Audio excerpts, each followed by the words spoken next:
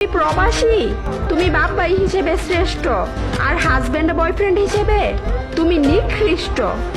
প্রবাসী হচ্ছে কুত্তার বাচ্চা, কুত্তার চেয়ে নিকৃষ্ট কিছু থাকলে ওইটা।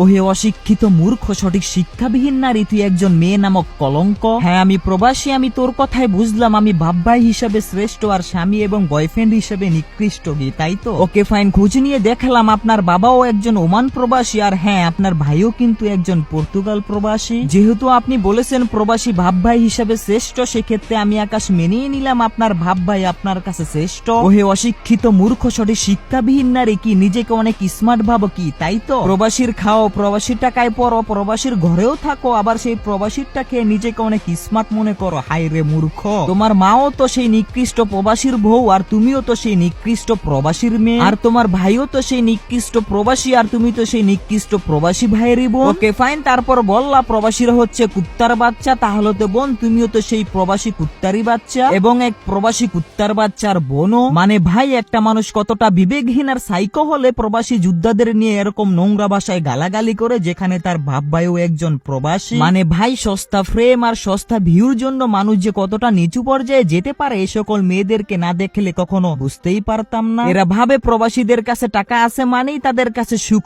শান্তিও আছে। ভাই, প্রবাসীদের কাছে টাকা থাকলেও মনে রাখবেন, সুখ আর শান্তি এটা তাদের মাঝে কখনোই থাকে না। প্রবাসী যে প্রবাসে কতটা কষ্ট করে তা শুধুমাত্র একজন প্রবাসী বলতে পারবে। প্রবাস মানে হাসি নয়, চোখে অশ্রু জল আর বুকে কষ্টের পাহাড়। দিন শেষে আমি আকাশ বলবো, এই সকল মূর্খ এবং নোংরা মেয়েদেরকে মহান আল্লাহ তাআলা হেদায়েত দান করুক এবং আমাদের সবাইকে সঠিক বুঝ দান করুক। আমিন।